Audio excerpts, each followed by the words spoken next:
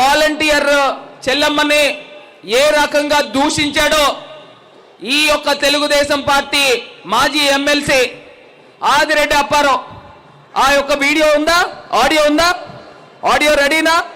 ఏ రకంగా దూషించాడో, ఎంత ఖండకావరమో, ఎంత బలుపో ఒకసారి చూద్దాం.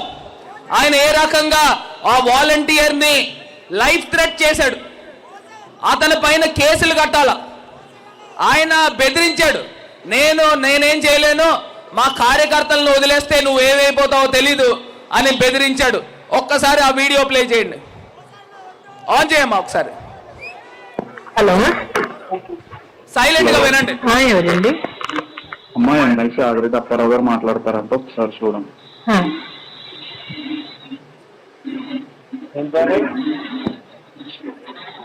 ఏమ్మా ఈశ్వరి, సార్ నమస్తే అండి, చెప్పండి సార్. మీ వాలంటీర్లు అందరూ ఇంకా మా మైండ్ సెట్ మారలేనట్టు ఉంటాయా? ఏంటి సార్?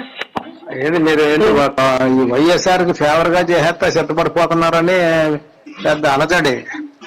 సార్ అలా ఎందుకు చేస్తాం సార్? మా వర్క్ ఏంటో అది చేస్తాం కానీ అలా ఎందుకు చేస్తాం సార్? మీరు ఒకటి చెప్తాను చూడండి, మీరు కానీ వైఎస్ఆర్ కి ఓటు అయ్యపోతే మీ బెనిఫిట్లు పోతాయని ఎవ్వరు నోరు పెదిపినా అందరికీ చెప్తున్నాను నేను, ఊరుకోదేం లేదు. మారుతుంది, మారిన తర్వాత అలాంటి వాళ్ళు అందరినీ పట్టుబట్టేస్తాను, ఊరుకోను. నాకు కసి వేరు. మీరు అన్బయాసులుగా చెయ్యండి, తప్పులేదు, మీ పని మీరు. నేను ఎలాగా ఎలక్షన్లకు వేయరు, అయితే ఊరుకోము. తర్వాత ఈ లోకానికి కానీ మీరు ఏదో మాకు వ్యతిరేకంగా చేశారు అని అంటే గుర్తించుకుంటాను. మా కార్యకర్తలను నేను కంట్రోల్ చేయలేను, ఆ పరిస్థితి తెచ్చుకోకండి.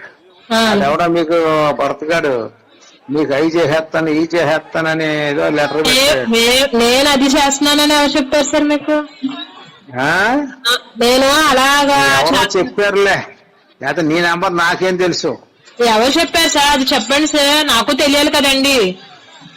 మేమైతే మా వర్క్ అయితే కాదు సార్. అది కాదు అన్నప్పుడు మేము ఎందుకు చేస్తామండి? మేము పెన్షన్ ఇవ్వడం నాకు ఏదో ఇన్ఫర్మేషన్ వచ్చింది, అది whether it is right are not అనేది నేను అడిగాను. కాదంటే వెళ్ళండి కొట్టు, కానీ మాకు రుజువులు దొరికితే మాత్రం నాట్ బ్యాడ్. ఆ తర్వాత ఏం చెయ్యాలో చేస్తాను నేను, వదిలిపెట్టను, ఎవరిని వదిలిపెట్టను నేను. తీసుకోండి, ఓకేనా? ఓకే అండి, తప్పకుండా. మరి ఇలాంటి వ్యక్తిని, మన వాలంటీర్ చెల్లెమ్మని ఇలా బెదిరిస్తే అలాంటి వాడిని ఏం చేయాలండి? అలాంటి వాడిని ఏం చేయాలి? చెప్పు తీద్దామా? ఇవాళ నేను చెప్తా ఉన్నా, నా వాలంటీర్ అక్క చెల్లెమ్మల్ని, అన్న తమ్ముల్ని నేను నా సొంత తోబుట్టువుల్లా చూసుకుంటానని ఇవాళ ఈ వేదిక నుంచి మాట ఇస్తా ఉన్నా. ఏంటన్నా కార్యకర్తలను ఆపలేవా? ఇక్కడ ఎవరైనా గాజులు తొడుక్కొని కూర్చున్నారు అనుకున్నావా ఏంటి? ఇవాళ నేను ఒక్కటే మాట ఇస్తా ఉన్నా, ఇవాళ నా వాలంటీర్లు గాని, నా రాజమండ్రి ప్రజలను గాని, ఈ బ్లేడ్ బ్యాచ్ల్ని, రౌడీ మూకల్ని పెంచి పోషించేవాడు నువ్వు కాదా అని వాళ్ళు అడుగుతా ఉన్నాను. నువ్వు నీ కొడుకు కాదా అని అడుగుతా ఉన్నాను. వడ్డీ వ్యాపారాలు చేస్తారు, రాజమండ్రిలో ప్రజల్ని పీక్కు తింటారు. వీళ్ళు ఇవాళ మాకు నీతులు చెప్తా ఉన్నారు. నీ ప్రయాణం ఎలా ప్రారంభమైంది? సైకిల్ తొక్కుని అద్దింట్లో ఉన్నవాడివి 100 కోట్లు ఎట్లా సంపాదించావు? రాజకీయాలను అడ్డు పెట్టుకుని సంపాదించలేదా? ప్రతిదీ చేసిన కార్యక్రమం ఏంటి? ఎక్కడికి వెళ్ళండి, వడ్డీ వ్యాపారస్తుడు మైండ్ సెట్ ఎలా ఉంటుందండి? ఎలా ఉంటుంది? నేను వడ్డీ వ్యాపారాలు చేయొద్దని నేను చెప్పట్లా, కాకపోతే వడ్డీ వ్యాపారం చేసేవాడు ఎమ్మెల్యేలుగా, ఎంపీలుగా కాకూడదని చెప్తా ఉన్నా. నీకు 10 లక్షలు ఇచ్చాడు అనుకోండి అప్పు, వడ్డీ వ్యాపారస్తుడు రోజు పొద్దున్నే దేవుడికి దండం పెట్టుకుంటాడు. ఏమని? వడ్డీ రావాలని కాదు, వడ్డీ కట్టకూడదని. వడ్డీ కట్టకూడదు, ఎందుకంటే మీ ఆస్తి ఒక 10 లక్షలు అప్పిస్తే 50 లక్షల రూపాయల ఆస్తిని తనఖా పెట్టుకుంటాడు. ఇవాళ ఊర్లో ఎక్కడికి వెళ్ళండి, ఆయనకి ప్రతి పేటలోనూ ఒక 100 గజాలు 150 గజాలు స్థలాలు ఉంటానే ఉన్నాయి. అవి ఎక్కడి నుంచి వచ్చినాయి? ఇలాగ మొత్తం అన్నీ కూడా వడ్డీ వ్యాపారాలు చేసి సంపాదించినోడు. మరి అలాంటి వాళ్ళు ఇవాళ మనకి రాజకీయాల్లో ఎమ్మెల్యేలుగా అవసరమా అని అడుగుతా ఉన్నా. అవసరమా అడుగుతా ఉన్నా. నేను ఇవాళ ఒకే ఒక అంశం చెప్తున్నా. మీరు ఆశీర్వదించారు, జగనన్న ఆశీర్వదించాడు, దేవుడు దయతో ఇవాళ నేను ఎంపీగా అయ్యా. 3 సంవత్సరాలు కరోనాతో పోయింది. 2 సంవత్సరాల్లో రాజమండ్రి రూపురేఖలు మార్చామా లేదా అని అడుగుతా ఉన్నా. మార్చామా లేదా అని అడుగుతా ఉన్నా. మరి వీళ్ళ కుటుంబం నుంచి ఒక ఎమ్మెల్యే, ఒక మేయర్ అయ్యారు.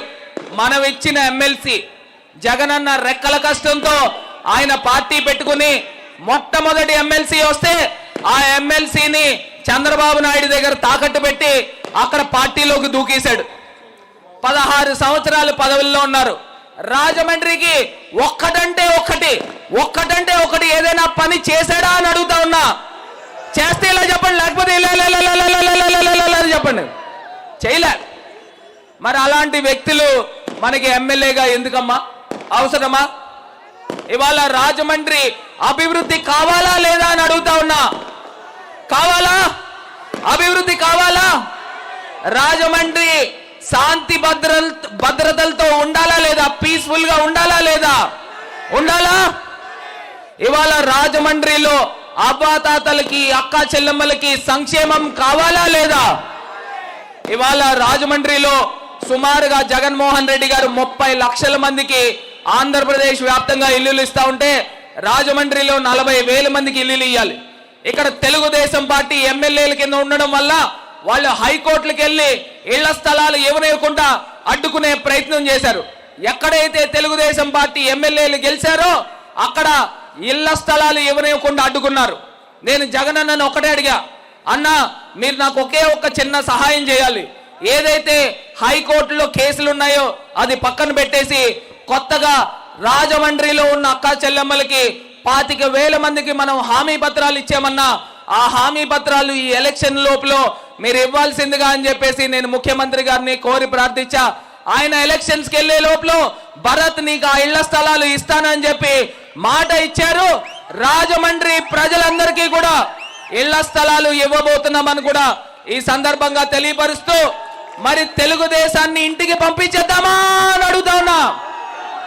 తెలుగుదేశాన్ని వినబడట్లే, తెలుగుదేశాన్ని ఇంటికి పంపించేద్దామా?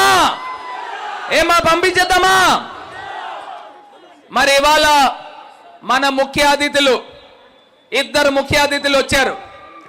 ఫస్ట్ ఎవరితో మాట్లాడిద్దాం? కొడాలి నాని అన్నతో మాట్లాడిద్దామా? పేట్ నాని అన్నతో మాట్లాడిద్దామా? మరి వీళ్ళిద్దరూ మాట్లాడే ముందు మన ఎంపీ అభ్యర్థి ఎవరు? మన ఎంపీ అభ్యర్థి మంచి మనిషి, సౌమ్యుడు, డాక్టర్ గూడూరి శ్రీనివాస్ గారిని మీ అందరి యొక్క కరతాళ ధ్వనులతో వారిని మాట్లాడాల్సిందిగా కోరుతా ఉన్నా.